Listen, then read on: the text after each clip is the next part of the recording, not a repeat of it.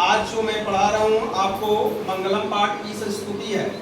इस स्तुति में किस तरह का प्रश्न परीक्षा में आता है इसके बारे में मैं आपको बताता हूँ।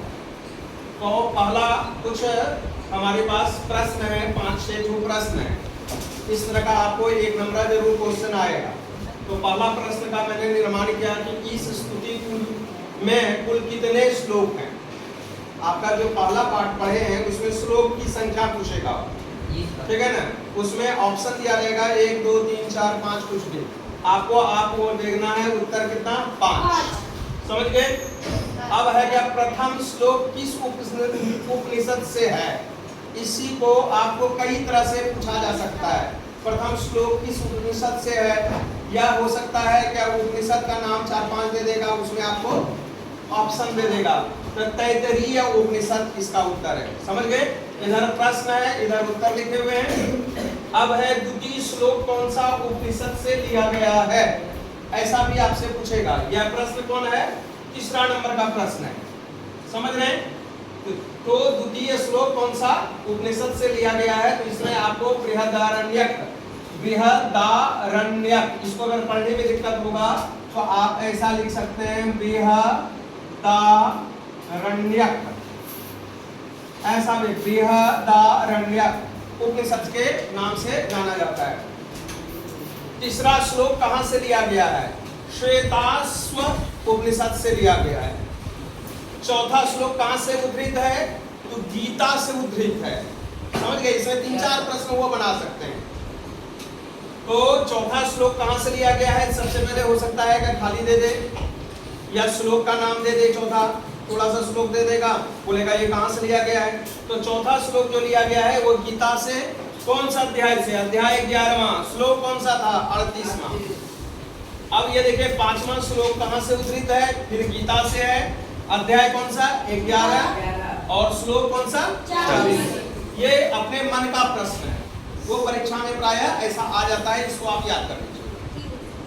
अब पहला प्रश्न है एक पदेन उत्तरम, मतलब आपका उत्तर जो होना चाहिए एक ही शब्द में होना चाहिए, एक शब्द से बड़ा आपका नहीं होना चाहिए। तो पहला प्रश्न है ईश्वरात् का निवर्तन्ते, वो आप देखिएगा, किताब खोलिएगा, जैसे आपको मिल जाएगा ये प्रश्न, ईश्वरात् का निवर्तन्ते। आपको उत्तर सिर्फ वाचा लिखना है, इससे ज्यादा कुछ नहीं लिखना है, वाचा। और नहीं तो ऑप्शन में दिया रहेगा तो उसमें एक वाचा भी लिखा हुआ रहेगा। 4 ऑप्शन पूछेगा आपसे, तो 4 में से कुछ भी दिया होगा तो एक उत्तर आपको वाचा भी होगा, उस वाचा को आपको टिक मार देना है, गोल कर देना है, ठीक है। केन सह ता निवर्तन्ते, दूसरा आपका है मनसा, मतलब इसके साथ में केन सह ता निवर्तन्ते मनसा।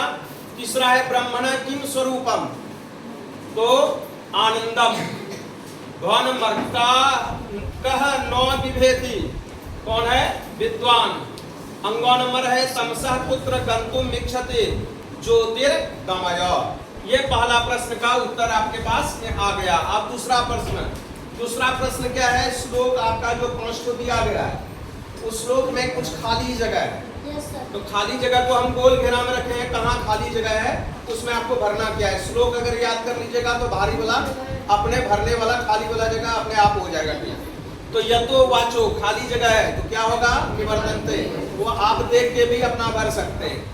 आनंदं ब्रह्मणो विद्वान, ये श्लोक है, समझ रहे हैं ना, श्लोक का एक अंश है। वो सर्वभूतेषु गूढ़ः, वो केवलो निर्गुणश्च, अंग त्वमस्य विश्वस्य परम, खाली स्थान तो निधानम। समझ गए, ये सारा चीज हो गया। अब है तीसरा नंबर में दिया है क्या, 5 शब्द दिया गया है, उसका अर्थ बताना है। आपको भी वहां कोई एक, 5 में से कोई एक शब्द दे देगा, अब बोलेगा इसका हिंदी अर्थ क्या होता है, तो उसमें 4 ऑप्शन दिया हुआ रहेगा, आपको क्या करना है, वो काम करना है। विद्वान का क्या हुआ, ज्ञानी। बूढ़ा का क्या हुआ, छिपा हुआ। विवेती मतलब डरता है। कुतश्च मतलब, कुतश्चनो मतलब कहीं से भी। ततम मतलब फैला हुआ। समझ रहे हैं। ये तीसरा अर्थ भी आपका क्लियर हो गया। चौथा प्रश्न में आपको दिया है कोई भी श्लोक या भजन, आपको भी संस्कृत में श्लोक अगर जानते हैं, समझ रहे हैं, तो उसको आपको क्या करना है, लिखना या दूसरे को सुनाना है, चाहे आपका जो भी हो।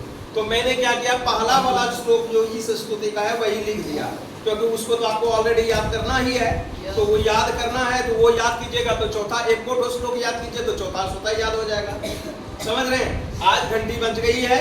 अब मैं दूसरे क्लास में जो बचा हुआ प्रश्न का उत्तर है वो मैं आपको करवाऊंगा। आज की कक्षा आपकी यहीं समाप्त हो।